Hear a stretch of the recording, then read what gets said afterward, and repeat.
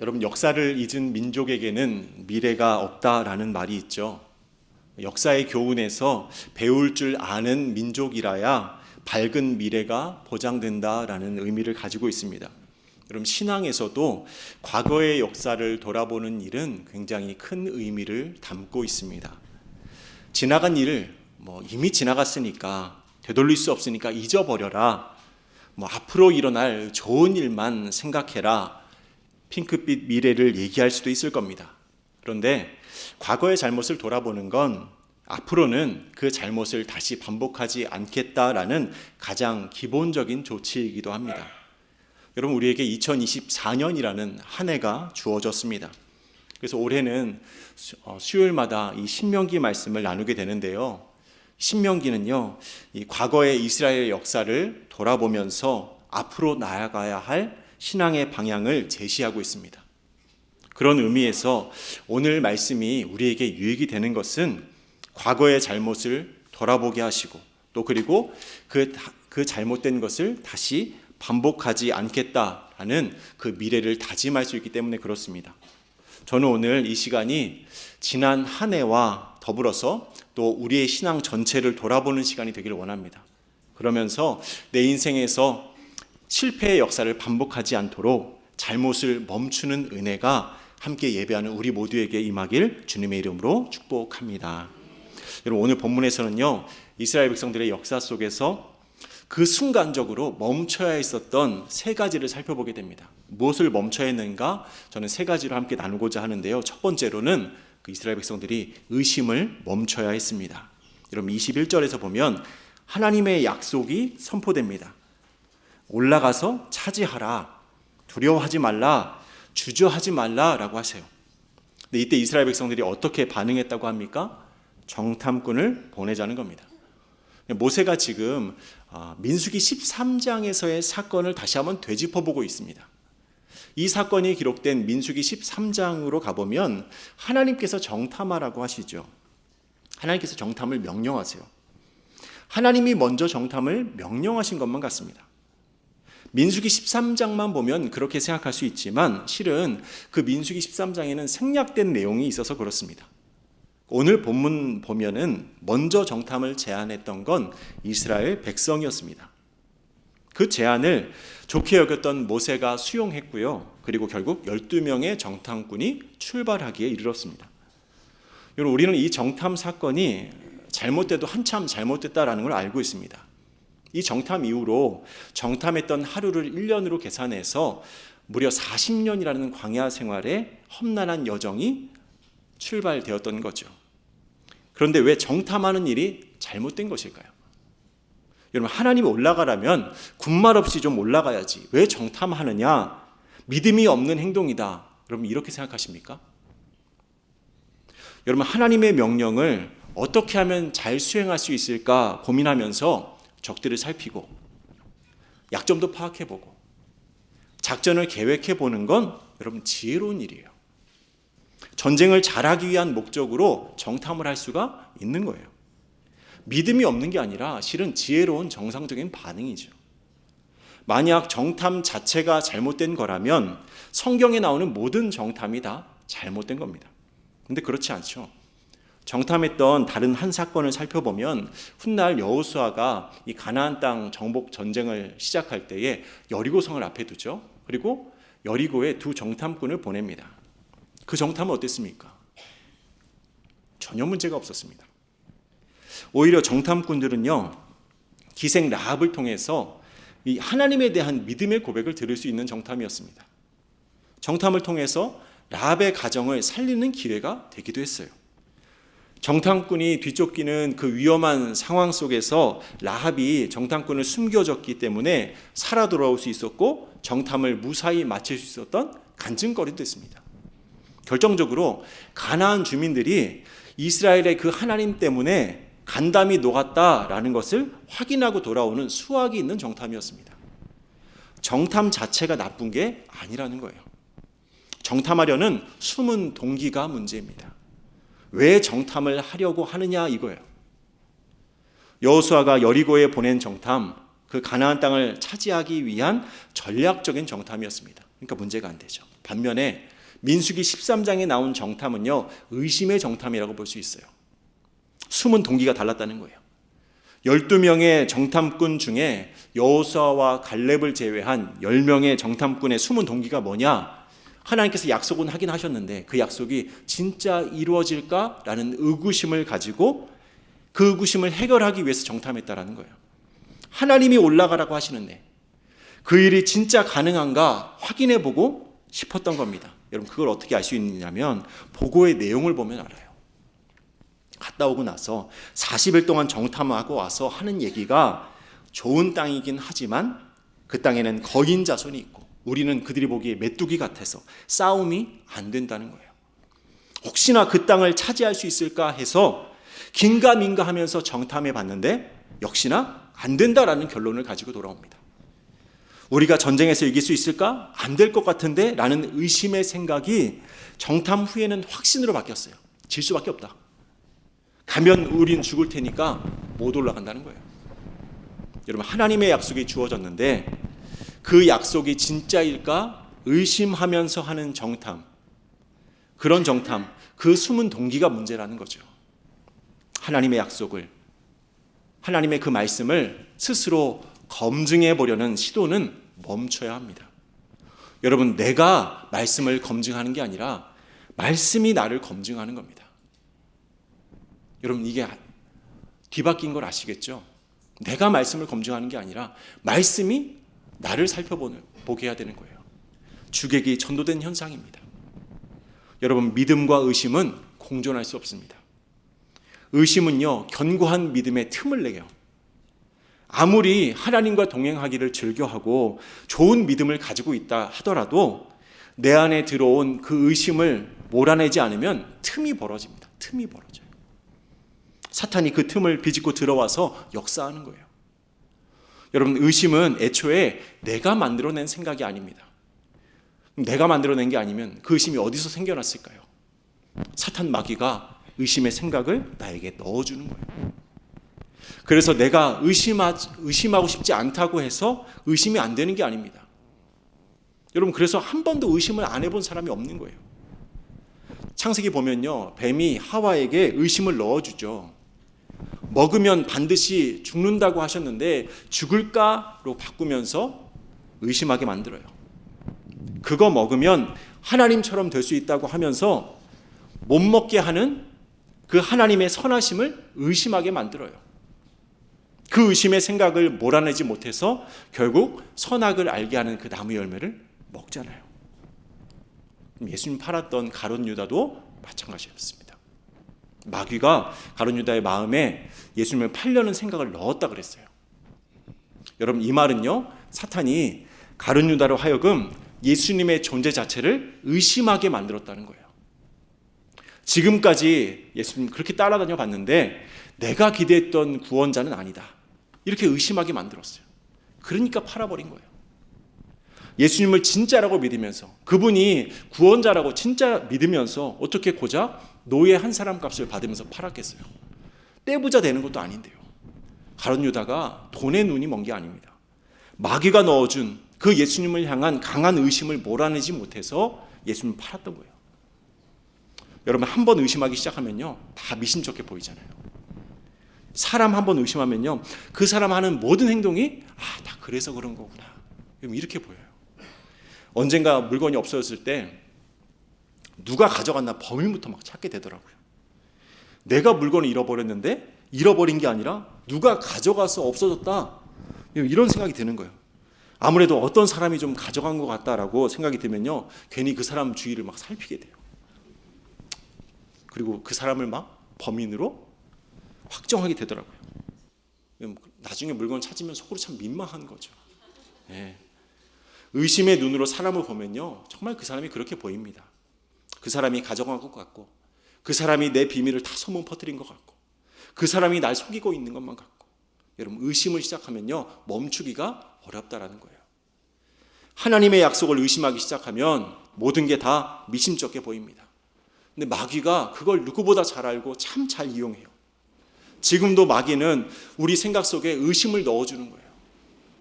내 머리털까지 다 세시는 하나님이 나를 돌봐주신다고 약속하셨는데 진짜일까?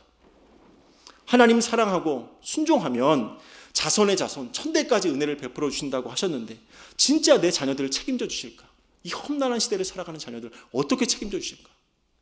여러분 자식 걱정 안 하고 사시는 부모님 계세요? 쉽지 않죠. 제 며칠 전에 있었던 일인데요. 저희 집을 아파트 단지에 들어가려면 아파트 단지 안에 그 놀이터를 어린이 놀이터를 하나 지나서 저희 출입구로 들어가요. 제 아내랑 둘이서 가는데 이 집 앞에 놀이터에서 중학생들 한 10명쯤이 모여서 담배를 피우더라고요. 제가 놀라는 사이에 제 아내가 먼저 흥분을 하고 막 큰 소리를 뒤에서 내는 거예요. 저보다 뒤에서 왔는데 이게 말이 되는 일이냐 하면서 막 흥분을 하면서 큰 소리를 냈어요. 제 아내가. 그러니까 주위에 어른들을 봤는데 저희밖에 없더라고요. 제 아내가 일을 시작했고 수습은 제가 해야 될 것 같은 거예요. 학생들이 일제히 저희 부부를 쳐다보기 시작했습니다. 아내한테 나중에 들어봤더니 한 학생이 자기 눈을 똑바로 쳐다보면서 담배 연기를 후 하고 내뿜더래요. 그래서 그걸 못 참고 제 아내가 그렇게 소리를 냈다고 하더라고요. 어쨌든 아내가 큰 소리를 냈고 중학생 무리들은 저희 쪽을 쳐다봤기 때문에 이제 제가 상황을 수습하러 이제 가는 몇 초가 이제 너무 길게 느껴졌어요. 그래서 아이들한테 어린이 놀이터에서 담배를 피우면 안 되지 하고 뭐 훈계 아닌 훈계를 하고 돌려보냈어요. 근데 못마땅했던 아이가 아마 대장처럼 보이는 아이였는데요. 그 아이가 혼잣말로 막 욕을 하면서 가더라고요. 근데 학생들이 가고 나서 제 아내가 정신을 차렸나 봐요. 저희 집 애가 이제 곧 있으면 그 같은 교복을 입게 되는 그 중학생이 되거든요. 그 중학교에 올라가는데 그 아이들한테 뭐라고 했습니까? 혹여나 저희 아이한테 피해가 되진 않을까, 누군지 알아서 나중에 이제 피해가 되진 않을까, 괴롭히진 않을까 걱정을 하는 거예요. 실은 저도 순간적으로 걱정이 돼서 집으로 얼른 들어가지 않았거든요. 출입문이 있음에도 불구하고 아이들이 저만치 사라질 때까지 우리 집을 노출시키지 않으려고 시간을 끌었죠. 네. 근데요, 오늘 설교를 준비하면서 제가 잠시 이렇게 자식을 걱정했던 그 기억들이 떠올랐습니다. 이런 부모님이 계속해서 붙어서 지켜줄 수 없으니까 정말 하나님이 지켜주셔야 되는데 내가 하나님께 맡기지 못하고 걱정과 염려를 계속하는 거 아닌가?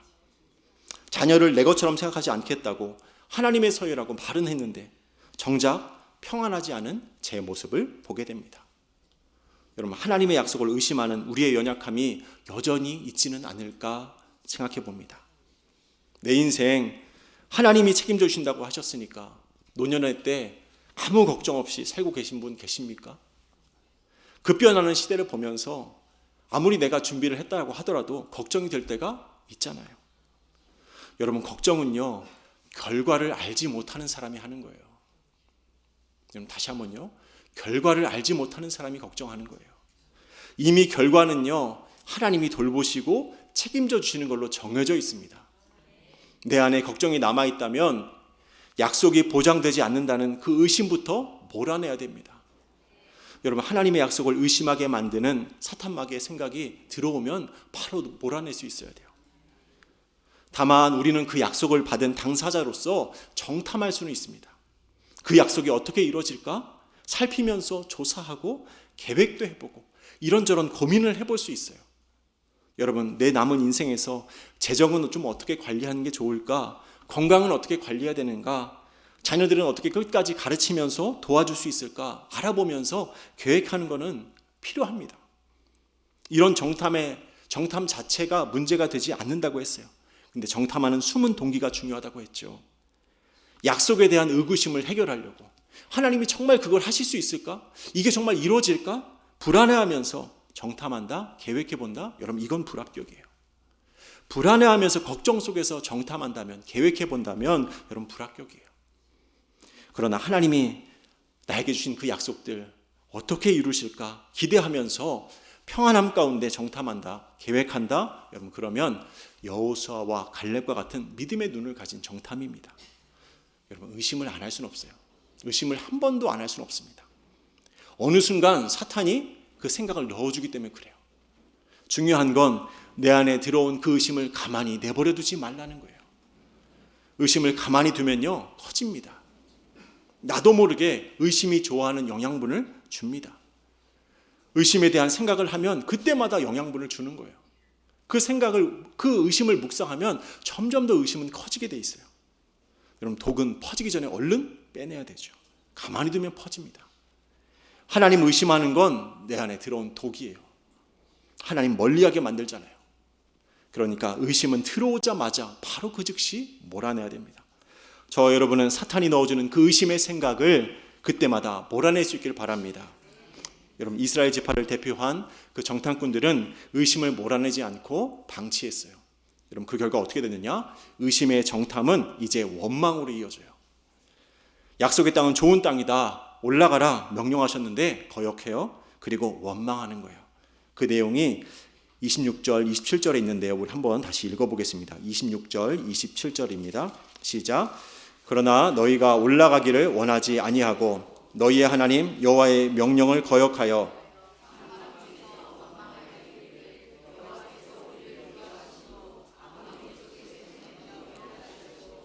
우리를 애굽 땅에서 인도하여 내셨도다. 아멘. 우리는요, 하나님의 약속 앞에서 의심을 멈춰야 할 뿐만 아니라 두 번째로요, 이 원망을 멈춰야 됩니다. 원망이라는 단어는요, 불평하다, 투덜거리다 이런 뜻을 담고 있어요. 공개적인 장소에서 뿐만 아니라 뒤에서 은밀하게 하는 불만과 불평을 다 포함하는 말이에요. 이스라엘 백성의 원망은요, 하나님의 그 구속하시는 계획을 모두 부인하는 거였습니다. 그들은 하나님이 자신들을 미워하셔서 아모리 사람들의 손에 멸망시키시려고 애굽에서 끄집어내셨다라고 원망합니다. 하지만 조금만 생각해 봐도 그들의 주장이 참 말이 안 되죠. 하나님이 이스라엘을 구원하시기 위해서 10가지의 재앙을 내리면서 그들을 구출하셨습니다. 홍해를 가르시고 마른 땅을 건너게 하시면서 그들을 구원해 내셨어요. 그런데 이런 이적들이 이스라엘의 극적인 멸망을 위해서 하나님께서 하신 것이다 라고 폄하시키고 왜곡시키고 있다는 거죠. 하나님의 선하신 구속 계획을 모두 부정하는 말들이었습니다. 여러분, 이스라엘 백성들이 했던 원망의 내용을 살펴보면요, 하나님은 우리를 미워하신다, 아모리 족속의 손에 죽게 하신다, 하나님께서 우리를 애굽에서 나오게 하시고 암담한 현실을 겪게 하신다라고 불평하는 겁니다. 이 내용 바탕으로 해서 원망의 근본적인 이유가 뭔가 추론해 보면 이런 겁니다. 원망은 하나님에 대해서 오해할 때 나올 수 있구나. 하나님에 대해서 잘못 알면 원망이 나올 수 있습니다. 하나님 나를 미워하시고 죽게 하시는 분이라고 오해하면 원망할 수 있다는 거예요. 오해와 더불어서 현실의 어려움을 겪어낼 때, 현실의 큰 어려움을 겪어낼 때 그때도 원망이 터져나올 수 있음을 보게 됩니다. 지금 이스라엘은요, 광야라는 그 특수한 상황을 넘어서 강력한 적군과 목숨을 걸고 싸워야 하는 긴박한 상황에 놓여 있습니다. 내가 감당할 수 없는 현실의 어려움을 마주할 때 원망하게 된다라는 거죠. 여러분, 원망은요, 그대로 이루어지게 만드는 힘이 있습니다. 하나님이 그 귀 들린 대로 응답하신다라고 하셨어요. 민수기 14장을 보면 하나님 이렇게 말씀하시죠. 나를 원망하는 이 악한 회중에게 내가 어느 때까지 참으랴. 이스라엘 자손이 나를 향하여 원망하는 바 그 원망하는 말을 내가 들었노라. 그리고 이렇게 말씀하시는 거예요. 그들에게 이르기를 여호와의 말씀에 내 삶을 두고 맹세하노라. 너희 말이 내 귀에 들린 대로 내가 너희에게 행하리니. 그 원망의 말이 들린 대로 하나님께서 행하시겠다라고 말씀하세요. 그러니까 원망의 소리가 우리 입에서 나오려고 할 때 당장 멈춰야 되는 거예요. 이런 원망이 나오려고 할 때 내가 하나님에 대해서 오해하고 있지 않은가 먼저 생각해 보세요. 이스라엘 백성들은 하나님이 자신들을 미워한다라고 오해했습니다. 극적으로 죽게 하시는 분이라고 오해했습니다. 여러분, 하나님이 우리를 결코 미워하시지 않습니다. 넘치는 사랑으로 지금까지 인도하셨고 앞으로도 그 사랑이 변치 않으십니다. 상황이 힘들어졌다고 해서 하나님의 사랑도 변하는 건 아닙니다. 나를 징계하신다? 여러분, 그것 또한 하나님의 사랑에서 비롯된 거죠. 하나님은 사랑한 자를 징계하신다라고 약속하셨어요. 말씀하셨어요. 여러분, 내 자식이 아니라면 굳이 열을 내고 가르치지 않습니다. 몇 번 만나고 말 사이라면요, 그냥 좋은 말만 해주면 그만이에요. 반대로 생각하면요, 징계는 하나님이 나를 사랑하고 계신다는 결정적인 증거이기도 합니다. 이스라엘 백성이 말하길 하나님이 우리를 죽이려고 한답니다. 하나님에 대해 단단히 오해하고 있습니다. 여러분, 하나님은 죽이는 분이 아니라 살리시는 분이잖아요. 죽을 자들로 살리시는 분이에요. 하나님은 어떻게 하면 한 영혼이라도 더 살릴까 애달파시는 분이시죠. 자기 아들을 내어주면서까지 우리를 살리셨고 영원한 생명을 보장해 주시는 분입니다. 이스라엘 백성들이 만약 하나님에 대해서 오해하지 않았다면 그 원망도 없었을 겁니다. 여러분, 우리는 그 원망의 자리를 대신해서 감사를 집어넣을 수 있어야 돼요. 원망이 나올 만한 암담한 현실을 마주할 때 역으로 감사를 대입해 보세요. 여러분, 이런 상황에도 불구하고 그래도 지금까지 살아있게 하신 하나님께 감사하는 겁니다. 또 이 어려운 상황을 선하게 바꾸실 하나님께 미리 감사하는 겁니다. 여러분, 원망의 늪에 빠지지 않고 암담한 현실을 헤쳐나온 믿음의 선조들이 있습니다.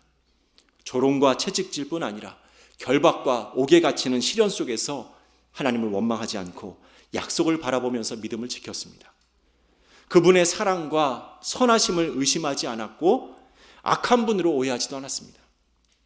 요셉은요, 호되게 훈련시키시는 그 하나님의 섭리 속에서 원망하지 않았습니다. 그 모든 상황을 선하게 인도하실 하나님을 신뢰했다라는 거죠. 하나님에 대해서 오해하지 않고 약속을 믿을 수만 있다면 여러분, 원망을 멈출 수 있습니다. 여러분, 지나온 세월을 돌아보실 때 하나님께 원망했던 것이 있습니까? 혹은 지금도 불평과 불만 속에서 나도 모르게 투덜거림이 먼저 나올 때가 있습니까? 여러분, 이 어려운 상황을 선하게 사용하실 그 하나님의 약속을 먼저 붙드실 수 있길 바랍니다. 하나님은 여전히 선하신 분이라고 믿으시는 그 은혜가 있기를 바랍니다. 여러분, 하나님에 대한 직접적인 원망을 멈췄다고 해서 모든 원망을 다 해결한 건 아니에요. 우리는 하나님에 대해서 뿐만 아니라 다른 사람을 원망하곤 합니다. 그 사람 때문에 이런 일이 벌어졌다고, 그 사람 때문에 이렇게 더 힘들어졌다고 원망의 대상을 찾곤 합니다. 여러분, 원망도 습관이더라고요. 남 탓도 습관이잖아요. 외부에서 원인을 찾는 습관입니다. 나한테 문제가 없고 저 사람 때문에 그렇다라고. 그런데요, 다른 사람을 향한 원망이 하나님을 원망하는 것과 별개가 아닙니다. 지도자를 원망한다면 하나님이 세우신 그 권위를 인정하지 않는 것이기 때문에 하나님을 향한 원망과 다르지 않습니다. 이스라엘 백성들이 모세를 원망했을 때 하나님이 그러시죠. 너를 향한 소리가 아니라 나를 향해서 하는 소리라고. 지도자를 향한 원망뿐만 아니라 내 옆에 있는 누군가를, 다른 사람을 원망하는 것도 하나님이 허락하신 그 관계를 가볍게 여기는 겁니다. 누군가에게 실망할 수는 있어도 원망까지 가는 건 멈춰야 됩니다. 하나님이 붙여주신 사람들을 부정하면요, 자연스럽게 하나님께 불만이 돼요. 왜 이런 사람을? 그러니까 하나님을 향한 직접적인 원망만이 아니라 다른 사람을 향한 원망도 멈출 수 있어야 된다는 거죠. 여러분, 이스라엘 백성들의 역사 속에서 의심의 정탐은 원망으로 이어졌고 그 원망은요, 이제 마지막 단계인 불신으로 향하고 있습니다. 32절 말씀인데요, 함께 읽어보겠습니다. 32절입니다. 시작. 이 일에 너희가 너희의 하나님 여호와를 믿지 아니하였도다. 아멘. 여러분, 의심과 원망에 이어서 우리가 마지막 세 번째로 살펴볼 것은요, 불신을 멈춰야 된다는 거예요. 여러분, 믿지 않았다라는 표현 속에 담긴 의미는요, 이례적인 표현이 아닙니다. 한 번만 믿지 않았다는 게 아니라 계속적인 의미를 갖습니다. 그 앞에 있는 31절을 한번 봐보세요. 광야에서 너희가 직접 하나님을 경험하지 않았느냐? 사람이 자기 아들을 안는 것처럼 하나님께서 그 모든 여정 속에서 친히 안아주시고 인도하셨다는 겁니다. 그럼에도 이스라엘은 하나님을 온전히 믿지 않는 모습으로 일관해 왔어요. 한 번만 그런 게 아니에요. 모세는요, 이는 불신의 문제가 과거에만 있었던 일이 아니라 현재도 연결된 지속적인 문제임을 강조하고 있습니다. 이스라엘 백성이 자신들의 행위를 지금 돌아보게 만들고 있는 거예요. 너희의 이전 세대가 불신 때문에 실패했는데 이제는 멈춰야 한다라는 거죠. 이런 모세가 이스라엘 백성 앞에서 하나님 말씀을 반복해서 전하고 있습니다. 과거의 역사를 회고하는 이 본문의 흐름 속에서 계속해서 모세는 하나님 약속의 말씀을 중간중간마다 들려주고 있어요. 지금까지 함께 하셨던 하나님이 일하실 것을 강조하면서 두려워하지 말라고 설득하는 내용들이 포함되어 있고요. 광야에서 경험한 그 기적들이 지금 생각만 해봐도 하나님이 얼마든지 다시 한번 가나안 족속들을 멸하고 이스라엘에게 그 땅을 주실 수 있음을 믿게 하는 내용들도 포함되어 있었어요. 그러나 이스라엘은 지금껏 그들을 광야에서 인도하시고 모든 필요를 채워주신 그 하나님을 끝내 믿지 않았죠. 그렇게 이스라엘이 가나안 땅을 차지하지 못했던 것은 당연한 일입니다. 분명한 증거와 확실한 약속의 말씀이 있었을지라도 하나님을 불신하는 자들은 하나님의 복을 누릴 자격이 없다는 거예요. 믿음이 있어야 먼저 가시는 하나님을 볼 수 있습니다. 여러분, 믿음이 있어야 나 대신 싸워주시는 그 하나님의 승리를 누릴 수 있어요. 여러분, 믿음이 있어야 보호하시는 그 하나님의 평안을 누릴 수 있다는 거예요. 하나님의 약속을 믿지 않았던 출애굽 1세대들 약속의 땅을 밟지 못하고 광야에서 그 생을 마쳐야 했습니다. 믿지 않는다면 하나님의 약속 그 어떤 것도 누릴 수가 없다라는 거죠. 여러분, 그렇다면 그 믿음은 어떻게 생길까요? 약속을 누리려면 믿음이 필요한데 그 믿음 어디서 생길까요? 어떻게 하면 불신을 멈추고 믿음을 가질 수 있을까요? 여러분, 하나님께서는요, 이를 위해서 계속해서 약속의 말씀을 들려주십니다. 원망하는 소리를 높였던 이스라엘 백성들에게 29절에서 30절 다시금 말씀하세요. 의심과 원망을 멈추지 못하고 오염된 상태에 놓인 이스라엘 백성은요, 다시금 해독돼야 될 필요가 있었죠. 그 약속의 말씀이 무엇인지, 하나님께서 들려주셨던 약속의 말씀이 무엇인지 우리가 함께 읽어보겠습니다. 29절 30절입니다. 시작.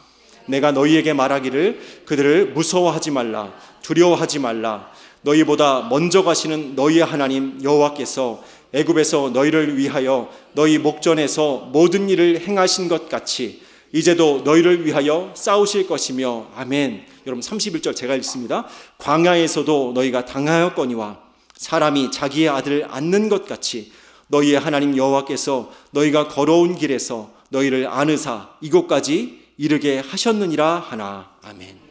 여러분, 약속의 말씀을 들려주셨지만 그럼에도 32절에서 하나님을 불신했다고 했어요.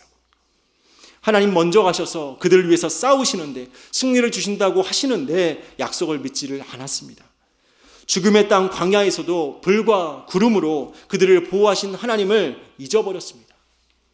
여러분, 이 정도 하셨으면요, 이 정도 얘기했는데도 믿지 않으면 포기할 법도 한데, 여러분, 사람이라면 포기했을 거예요. 몇 번을 말하고 몇 번을 참아줘도 안 따라오면 관두라고 했을 겁니다. 그런데 우리 하나님 그렇지 않으세요. 32절 불신으로 마쳤지만 그 다음 33절이 기다리고 있어요. 다시 한 번 더 약속의 말씀이 들려옵니다. 33절 말씀 같이 읽어볼까요? 시작.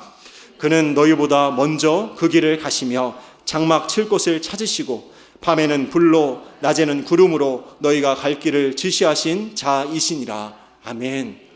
여러분, 출애굽 다음 세대인 이스라엘 백성에게 너희는 불신으로 마치지 말라고 다시 약속의 말씀을 들려주시는 거예요. 그리고 이 말씀을 읽고 있는 우리에게도 하나님이 또 들려주시는 거예요. 약속의 말씀을 들려주는 것만이 유일한 방법이기 때문에 그렇습니다. 믿음을 주시는 유일한 방법이 약속의 말씀을 들려주시는 거예요. 믿음은 들음에서 난다고 했어요. 하나님이 약속의 말씀을 들을 때 거기서 믿음이 나옵니다. 여러분, 약속은요, 믿음으로 반응하는 자에게 현실이 됩니다. 아무리 놀랍고 확실한 약속을 받았더라도 믿지 않는 자들에게는 허무할 뿐이에요. 우리는 눈에 보이는 것, 눈과 귀와 마음을 사로잡는 것에 매료됩니다. 하지만 하나님은 마음의 중심을 보세요. 마음을 다해서 하나님 따르는 사람을 찾고 계세요. 눈에 보이지 않더라도, 손에 잡히지 않더라도 하나님을 믿기 때문에, 하나님의 말씀을 믿기 때문에 앞으로 전진하는 신실한 사람을 찾고 계십니다. 우리가 불신을 끊어낸 그 사람이 될 수 있기를 소망합니다. 여러분, 모세에겐 이 가데스 바네아의 그 기억 돌아보면서 얘기할 때 정말 가슴이 쓰렸을 거예요. 모세의 입장에서 생각해 보면 지금 가슴 아픈 과거의 역사를 들추는 겁니다. 그때 그 실수만 안 했어도. 실패의 역사를 다음 세대에게 설명하고 있습니다. 그럼에도 출애굽 2세대 또한 같은 잘못을 범할 수 있기 때문에 쓰라린 기억을 다시 한번 돌아보면서 교훈하고 있죠. 여러분, 이 교훈을 우리도 가슴팍에 새겨야 됩니다. 사탄은 쉬지 않고 우리를 유혹해서 하나님을 의심하게 만듭니다. 그 약속이 진짜 되겠어? 의심하게 만들어요. 여러분, 그럴 때마다 지금까지 우리 주님이 나와 함께 하시면서 인도하셨던 것을 떠올리면서 그 유혹을 단호히 물리치시기 바랍니다. 광야에서 안고 가셨다고 했었어요. 여러분, 우리의 인생을 지금까지 보듬어 주시고 그 날개 아래에 품어 주셔서 인도하시지 않았습니까? 그 하나님을 기억하면서 의심을 몰아내시기 바랍니다. 하나님을 원망하고 다른 사람을 탓하면서 원망하라, 이런 유혹을 물리치시기 바랍니다. 하나님을 믿지 않는 불신의 유혹 또한 물리치시기 바랍니다. 여러분, 하나님께서 내 능력으로 이 모든 의심과 원망과 불신을 물리치라고 요구하시지 않았어요. 하나님은 모세가 출애굽 2세대에게 한 것처럼 계속해서 약속의 말씀을 들려주시는 분입니다. 오늘도 듣게 되는 그 하나님의 약속 때문에 우리는 모든 의심을 불식시키고 원망과 불신을 멈출 수가 있습니다. 저와 여러분은 그 변하지 않으시는 신실하신 하나님을 철저하게 의지하고 약속을 바라보면서 믿음으로 승리하길 소망합니다. 그럴 때 우리 가운데 주어진 하나님이 나보다 먼저 가신다는 약속, 대신 싸우신다는 약속, 나를 보호하신다는 약속과 더불어서 성경을 통해 주어진 하나님의 그 모든 약속을 일평생 누리게 될 줄 믿습니다. 여러분, 우리 합심해서 기도하길 원합니다.